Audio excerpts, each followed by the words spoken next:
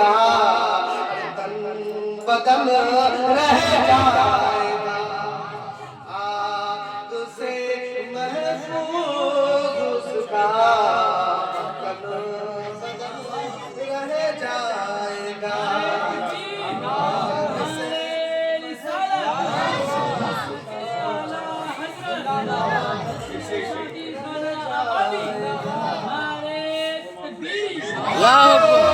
पढ़ेगा साहिबे लौलाद के ऊपर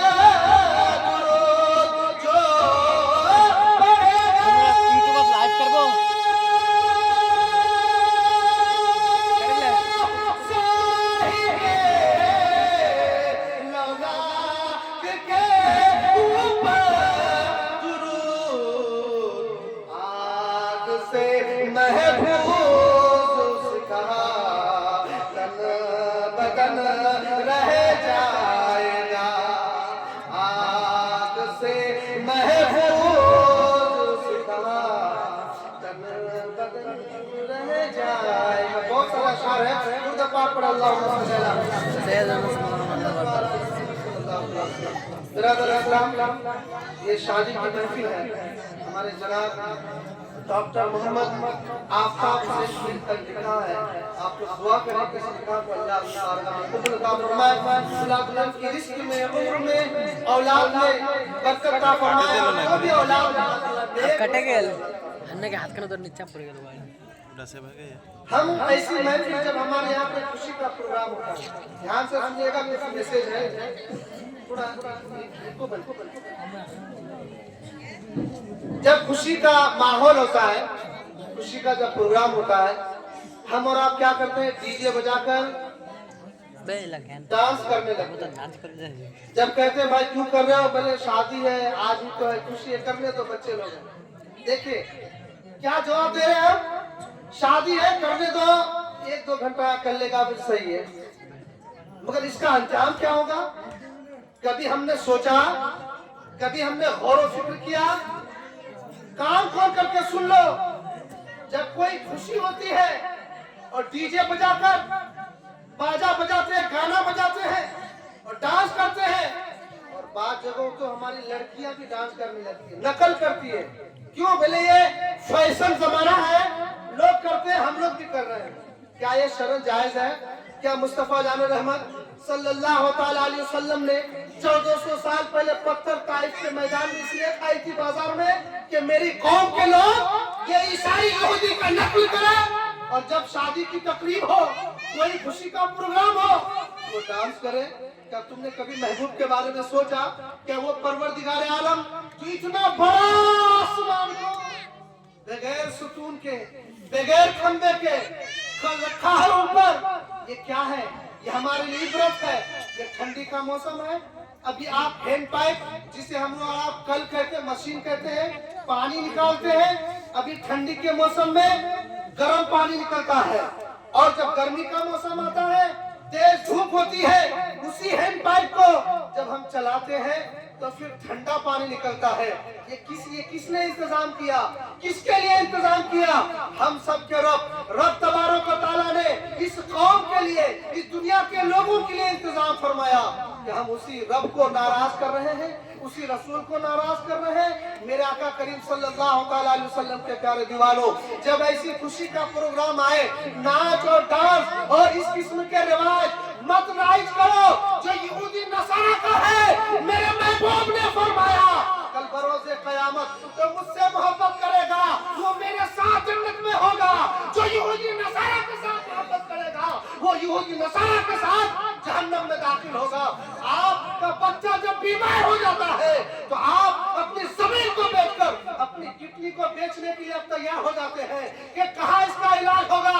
अगर इसका इलाज बेंगलोर में होगा, वहाँ जाकर के इलाज करेंगे, मेरा बच्चा ठीक हो जाए। क्या उसी बच्चे को कल क़यामत के दिन आप जहन्नम की दहकती हुई आग में जलना पसंद करोगे?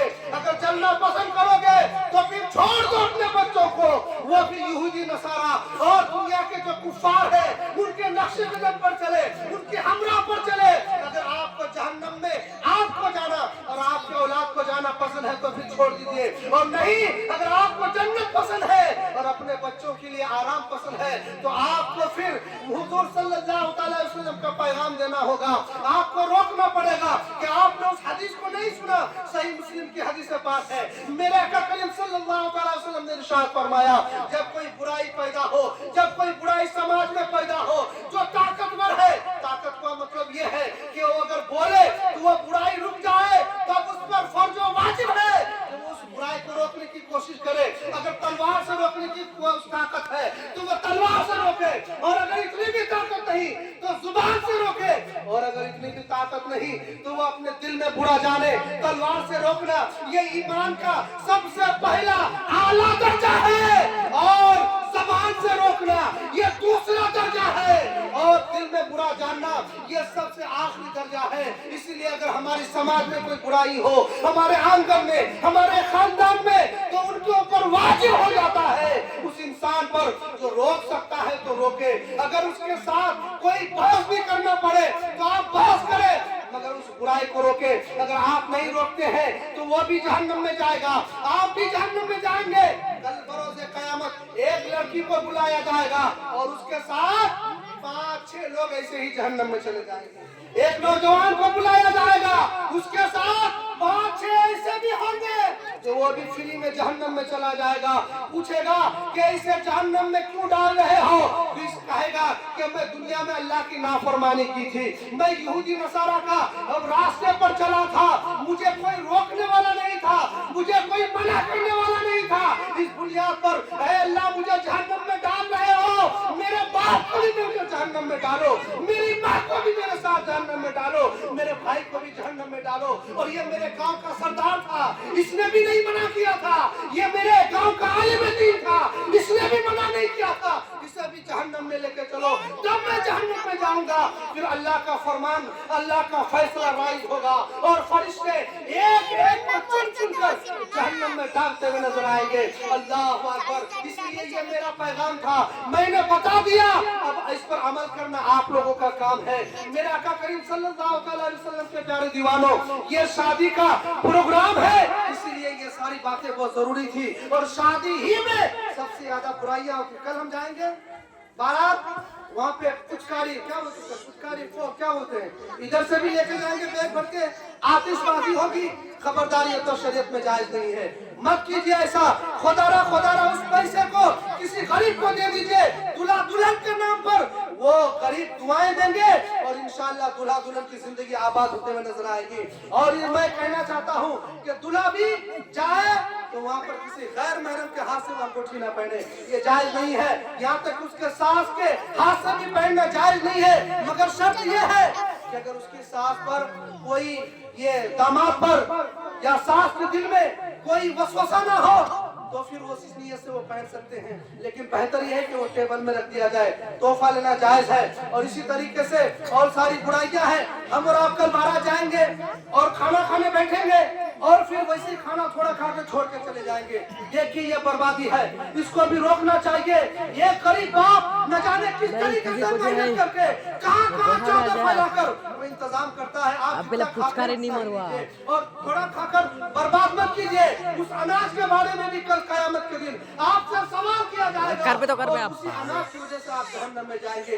बात छोटी है मगर अंजाम बहुत बड़ा है, इसलिए आप जितना खाएंगे उतना ही लीजिए, आप उतना बर्बाद मत कीजिए। ये सारा पैगाम था। अब आखिर में एक हदीस पाक में बयान करके बैठ जाऊंगा। आइए, मिशकात शरीफ की हदीस पाक है। मेरे आका सल्लल्लाहु अलैहि वसल्लम ने इरशाद फरमाया, अजान है कि रोक देंगे।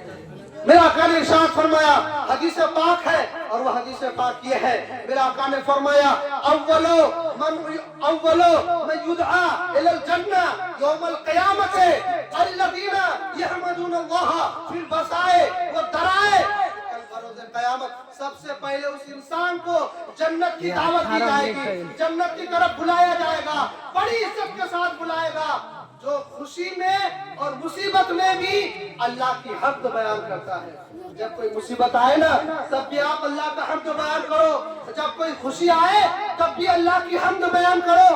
अगर आप इस तरीके से करते हैं तो एक आप साबिर मिसाल में बन जाएंगे।